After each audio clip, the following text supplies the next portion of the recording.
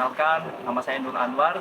Saya dari mahasiswa Universitas Sabar Syekh Nurjati Cirebon, kelas C2 semester 3, Fakultas Ilmu Tarbiyah dan Keguruan. Kali ini saya tepat berada di depan makam Sunan Gunung Jati Cirebon, dan tujuan saya ke sini yaitu untuk mengupas sejarah Sunan Gunung Jati, untuk memenuhi tugas dari mata kuliah Cirebon Studies yang diampu oleh Bapak dosen Basiro. Tidak sabar untuk melihat videonya, mari kita simak. Sejarah dari Sunan Gunung Jati. Kita memulai dari latar belakang dan asal-usul keluarganya terlebih dahulu. Sunan Gunung Jati adalah salah satu tokoh besar dalam sejarah penyebaran Islam di Indonesia, terutama di Jawa Barat. Nama kecilnya adalah Syarif Hidayatullah. Ia memiliki garis keturunan yang sangat terhormat dan dihormati masyarakat. Kita melihat dari garis keturunan sang ayah. Ayahnya memiliki nama yaitu Syarif Abdullah. Beliau adalah ulama dan pedagang dari Timur Tengah. Beliau termasuk keturunan dari Bani Hashim, yaitu keluarga Nabi Muhammad SAW. Karena itu banyak orang memandang Syarif Hidayatullah sebagai keturunan mulia dari pihak ayah. Lalu kita melihat dari keturunan sang ibu. Ibunya bernama yaitu Nyai Rara Santang, putri dari Prabu Siliwangi dari Kerajaan Pajajaran. Nyai Rara Santang adalah wanita solehah yang kemudian menikah dengan Syarif Abdullah saat berada di negeri Arab. Jadi, Sunan Gunung Jati memiliki dua garis keturunan, yaitu daerah Arab dari ayahnya, kemudian daerah Sunda dari ibunya. Kedua garis keturunan ini membuatnya sangat dihormati oleh masyarakat Nusantara. Masa kelahiran dan kehidupan awal dari Sunan Gunung Jati.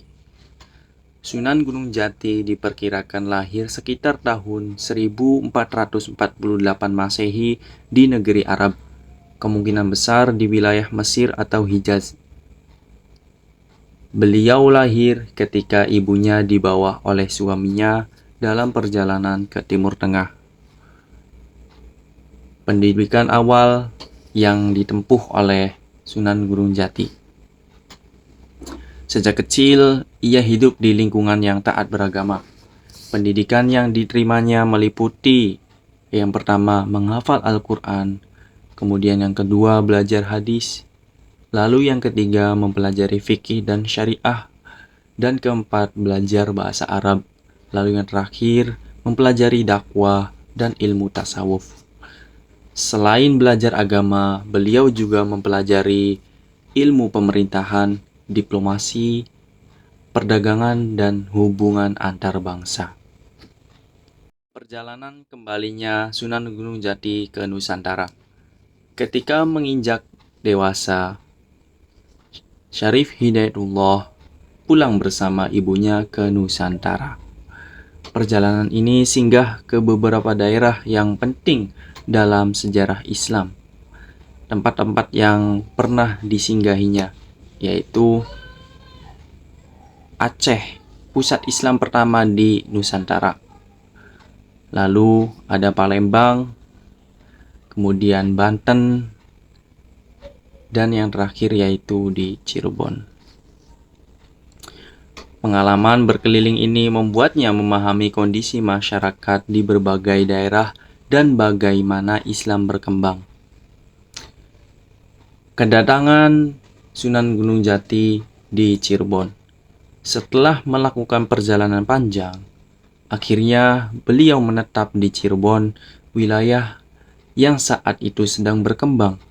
Di sini ia bertemu pamannya, yaitu Ki Gede Tapa, seorang pemimpin Cirebon yang sangat dihormati. Setelah beberapa waktu, Ki Gedeng Tapa menyerahkan kepemimpinan wilayah kepada Sunan Gunung Jati. Ia memulai memimpin masyarakat sekaligus menyebarkan ajaran Islam.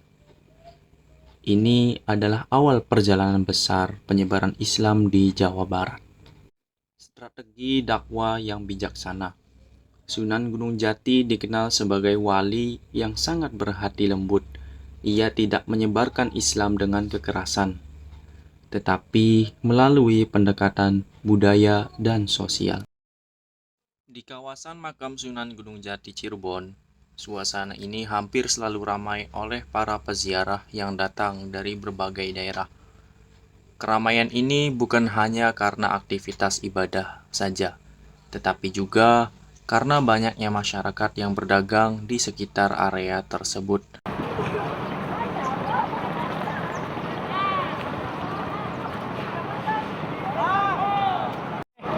Kali ini saya tepatnya berada di Masjid Abdurrahman, yaitu tempat transit untuk para wisata religi yang dari luar kota maupun di dalam kota.